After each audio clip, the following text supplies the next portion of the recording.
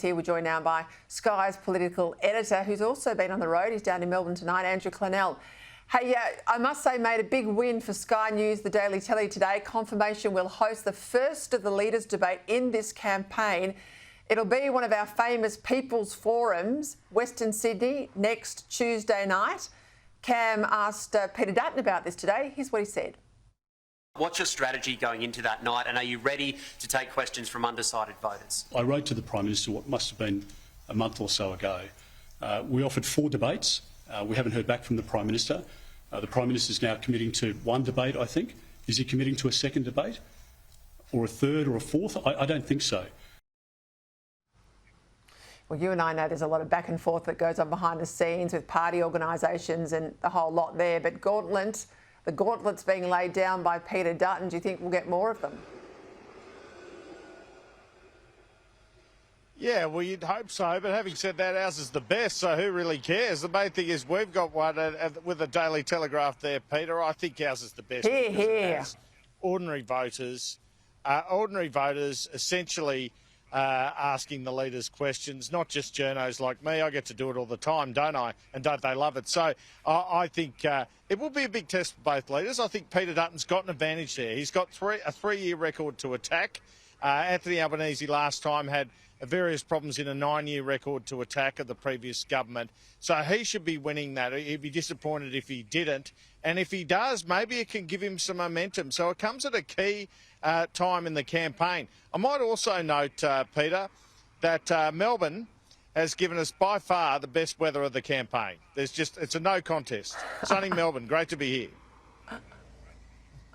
Hey, I would love to have a People's Forum with the Herald Sun down in Victoria, because I think that the anger from Victorians has been pent up for a long time. Do you think that might happen?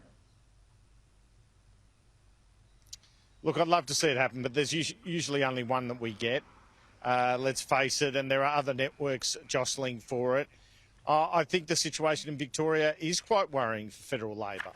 I mean, if you look at them losing their majority, it only takes 3 seats. You'd really expect that to happen here. Like they're definitely losing 3 seats here. Can they lose up? Can Peter Dutton win up to 6 or 7, including Teal's? I think it may be possible because the state government's on the nose. Peter Dutton was out at a community crime forum today. Crime's a problem. We know inflation's been a problem. The perceptions of the state government have been a problem. And if there is anger in an electorate, ironic really, given Dan Andrews' dominance a couple of years ago, it would be the Victorian electorate. So, yeah, I think he would face a tougher time here than he might in Western Sydney, Anthony Albanese, but I'm not suggesting that that will be particularly easy for him either. I'd be interested when you're out and about just to be looking at the collateral that's out there with campaign teams. We see him out there on the hustings with Roger Cook, of course. I don't think he'll ever go west unless he stands next to the WA Premier. He was out there yesterday with Peter Malinauskas.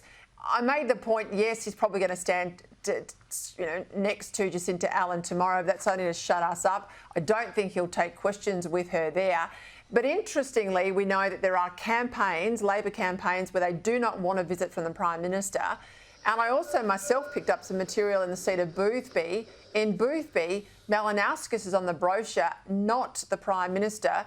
And Louise Miller-Frost there in the seat is fighting to hang on. What do you make of this? Well, that's extraordinary, isn't it? I mean, it's one thing for the leader not to be on there. That often happens when the leaders don't have great approval ratings, let's face it. But to chuck the Premier on there, and to be honest, that's why the Liberals are worried about Sturt. One Liberal source said to me, look, we might win Boothby and lose Sturt because of the Malinauskas factor. So I guess from Anthony Albanese's point of view, of course he's going to play on that. And there will be one time he's in Perth with it. Well, maybe Roger Cook will be there as well. That's his launch. He's decided to launch in Perth again. That was revealed on the front page of the West Australian today. I believe it's April 13 in about a week and a half. And that took me by surprise. I thought he'd do it over east where he needs to retain seats. The perception is he's going a bit better in the west. So it is an intriguing decision to do it again over there. Well, he won't be going well over there if he brings back the nature positive plan as he said he would. I'll get to that a bit later in the show. Hey, the Independent, the seat of Mayo, this is the old Downer seat in South Australia in the Adelaide Hills. Rebecca Sharkey, she has said she'll call Peter Dutton first in the case of a hung parliament. Now, doesn't surprise me. She needs traditional Liberals to keep voting for her to survive. But all the other Teals, they're a bit coy on who they might support. Now, surely they've got to come clean before they vote. Yeah, well, it's an interesting statement from her, but she knows very well that if she supported Labor, she'd be gone, as you say. So a lot of self-interest at play there. I think the interesting quandary for the Teals in other seats, if they get up, is out of Liberal and Labor, a lot of them would want, a lot of the voters would want them to go with the Liberals, but their policies are so different to Peter Dutton's. How can that occur? But surely, if he got to a situation where he won more seats and the two-party preferred, they'd look pretty silly if they went any other way. So that would be an intriguing situation. I have to say at the moment the polls don't reflect that. The polls suggest that Anthony Albanese would get 70 or 71. But we've really got a long way to go, and momentum matters, particularly over these next couple of weeks. And that's why Tuesday night at the People's Forum is such an important night in this campaign, Peter.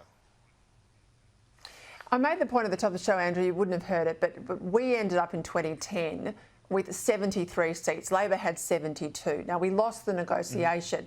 But part of the reason we went through that 17-day dance was there were 2 seats held by former Nationals with very conservative electorates who had to go through the motions. They had to look like they were negotiating with Tony Abbott. They had no intention of doing anything to assist him to hold on.